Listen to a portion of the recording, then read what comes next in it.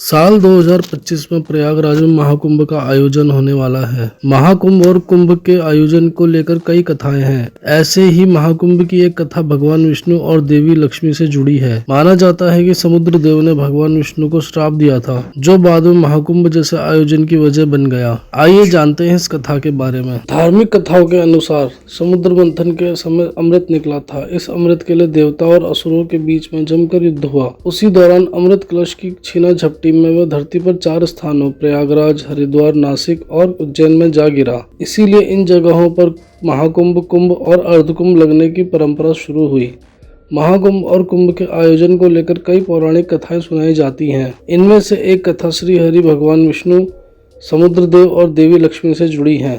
पौराणिक कथाओं के अनुसार एक दिन भगवान विष्णु और माता लक्ष्मी क्षीर सागर में बैठे थे। तभी वहां समुद्र देव का पुत्र शंख पहुंचा। समुद्र में जो जीव रहते हैं उनसे कर लेने की जिम्मेदारी शंख के पास थी। शंख को ये जिम्मेदारी उसके पिता समुद्र देव ने ही दी थी। शंख सभी से कर लिया करता था। पाताल और नागलोक भी समुद्र के तल में ही थे, इसलिए वे भी नियम से कर दिया करते थे। लेकिन एक बार शंख असुरों के षड्यंत्र में फंसकर भगवान विष्णु से कर लेने पहुंच गया। हुआ कुछ ऐसा कि असुरों ने भगवान विष्णु से कर लेने को लेकर शंख के कान भरे। असुरों ने कहा कि शंख सबसे कर लेते हो, लेकिन भगवान विष्णु और देवी लक्ष्मी से नहीं। शंख असुरों की बात में आकर क्षीर सागर में पहुंच गया और भगवान विष्णु से कर मांगने लगा। उसने भगवान को अपशब्द कहे। उसने भगवान को कहा कि तुमने मेरा कर दबाया हुआ है। ये सुनकर भगवान ने कहा, नहीं शंख, मैंने तुम्हारे किसी कर की चोरी नहीं की है। भगवान ने कहा कि शंख अपने पिता से पहले नियमों की जानकारी ले लो। लेकिन शंख असुरों की बातों में इतना बहक गया था कि उसने श्री हरि की एक ना सुनी। शंख ने भगवान से कहा, एक तो चोरी करते हो, ऊपर से सीना चोरी करते हो, अब मुझे नियम समझाओगे? इतना कहते हुए शंख ने देवी लक्ष्मी की ओर देखा और कह दिया, इतनी सुंदर स्त्री को पास बिठा रखा है और कर देने की इच्छा नहीं है। उसने भगवान से कहा कि कर के बदले मुझे ये स्त्री दे दो। यह सुनकर भगवान विष्णु और देवी लक्ष्मी दोनों को ही क्रोध आ गया। भगवान विष्णु ने कौमुदी गदा से शंख पर प्रहार किया और उसकी मृत्यु हो गई।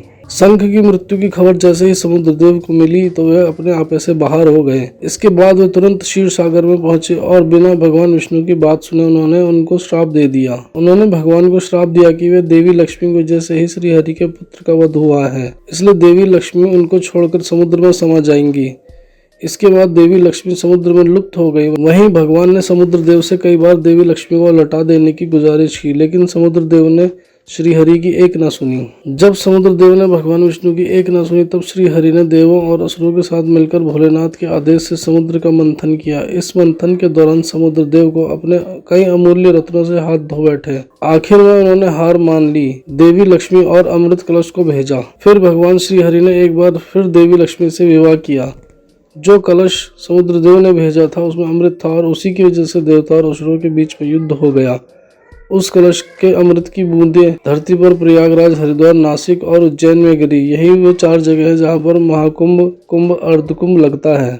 ऐसी तमाम जानकारियों के लिए मोक्ष चैनल को सब्सक्राइब कर दें, बेल आइकन को भी जरूर दबा दें ताकि आपसे कोई भी महत्वपूर्ण जानकारी ना छूटे। और साथ ही साथ हर एक वीडियो को नोटिफिकेशन आप तक पहुंचे। कोई शिकायत या सजेशन देना चाहते हो तो नीचे कमेंट सेक्शन के माध्यम से दें। आपको बता दें, ये जो भी जानकारी हमने आपको दी है ये धार्मिक मान्यताएं और सोशल मीडिया के माध्यम से दी है। मोक्ष चैनल इसकी पुष्टि नहीं करता है।